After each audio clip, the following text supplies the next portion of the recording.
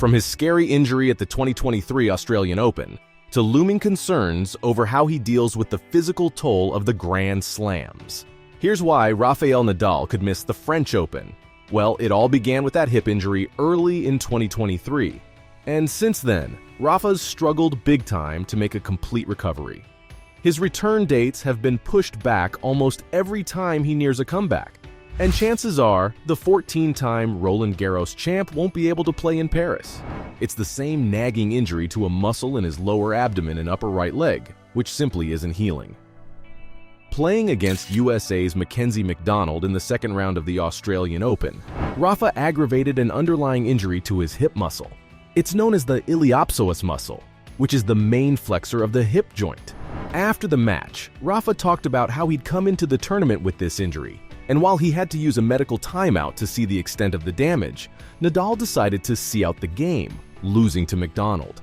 At the time of the injury, the Spaniard's wife was seen crying in the stands, which was enough of a hint to say that Nadal's hip struggles were pretty serious.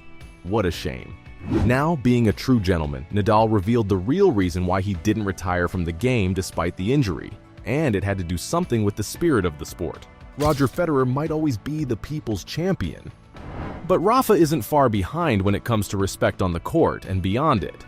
He knew that it wouldn't be a good idea to leave the court with a retirement, and decided how it was better to end the tournament with a loss and congratulate the opponent rather than cutting the match short. Had Rafa done that, he would be, in a way, taking away the triumphant feeling from the biggest win of McDonald's career.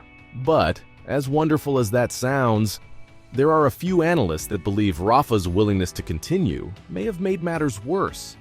Had he retired on the spot, he could have gotten treatment earlier and wouldn't have aggravated his injury to the extent where he hasn't been in action ever since.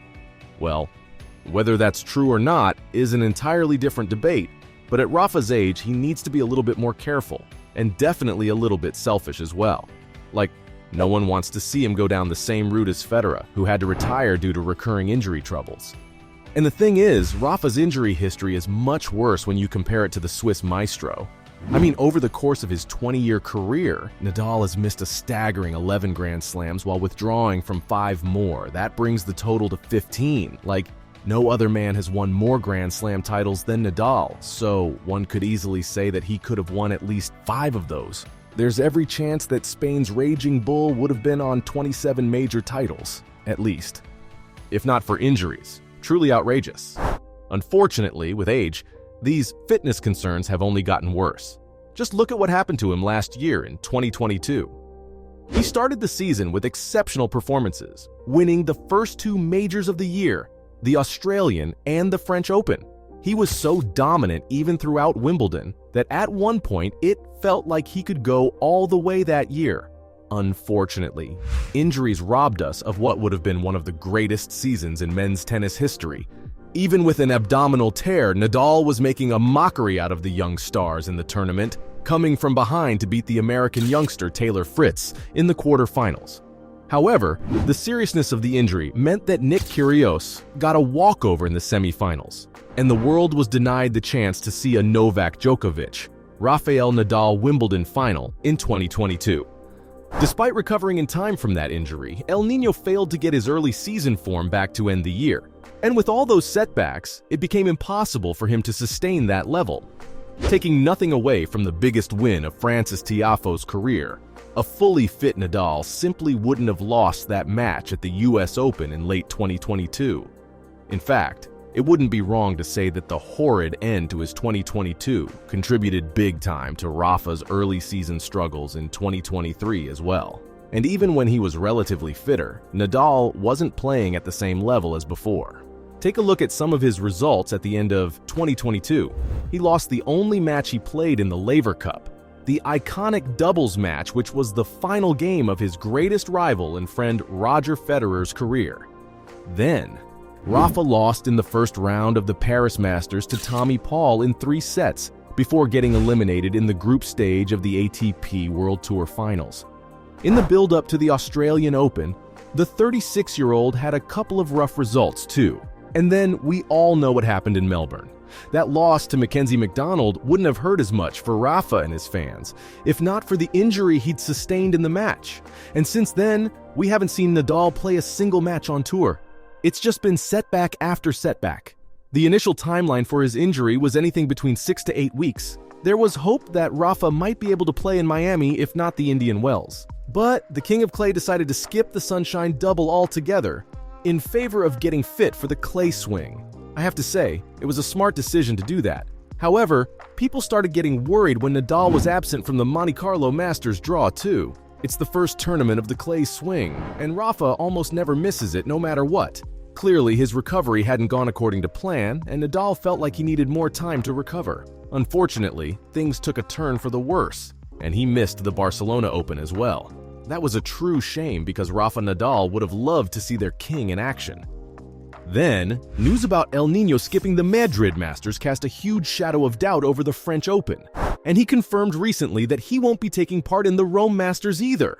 Missing the Madrid Open is the first sign of real trouble when it comes to forecasting if a player will play in the French Open or not. It's a tournament that begins just 3 weeks before the Grand Slam, and that's why alarm bells are going off in Paris right now. However, 3 weeks is still considerable time for someone like Nadal to make a return, especially when it comes to Roland Garros, as he doesn't like sitting that one out. That said, Rafa's not playing at the Rome Open either. And that, friends, is the worst of all omens. You see, the Rome Masters offer the perfect preparation ahead of Roland Garros, as it ends just a week before the beginning of the major. So, with El Matador set to miss the action in Italy, in a tournament where he's collected 10 trophies, the race against time for the French Open is very much on, with match fitness being another major concern. You can't just show up in the first round of the French Open and start winning. I mean, you can if you're Rafael Nadal, but even the King of Clay needs a bit of match fitness, at least hypothetically. Remember, his form hasn't been great since 2022 Wimbledon, and while he's unlocked the secret to success in Paris, he'll need to have some rhythm going into the major. So, there's one more tournament that begins and ends before the French Open, the ATP 250 in Lyon. There's also another one in Geneva, which begins in the same week. But I suspect that if Nadal is going to target some match fitness, it'll be in France rather than in Switzerland. That said, I wouldn't hold my breath for Rafa to show in Lyon or Geneva. Yeah, please don't go ahead and buy tickets just because I said there's a chance of seeing Nadal there. He hasn't got much history of playing in either of those two tournaments and usually likes a week-long break after winning in Rome. This year is different though, so you never know what he does. Meanwhile, Alex Corretja has given us some bad news regarding Nadal, but also some good news. The two-time French Open champion said that there's still some time left ahead of Roland Garros, and he isn't giving up hope of seeing Nadal in action in Paris. Well, fingers crossed for that one. He believes that Rafa's camp will make a very late decision on his inclusion, giving the superstar as much time as he needs ahead of the tournament. That's definitely the smart way to approach it. However, as optimistic as Corretja sounds, the analyst has some doubts about how Rafa will perform in the French Open, should he play.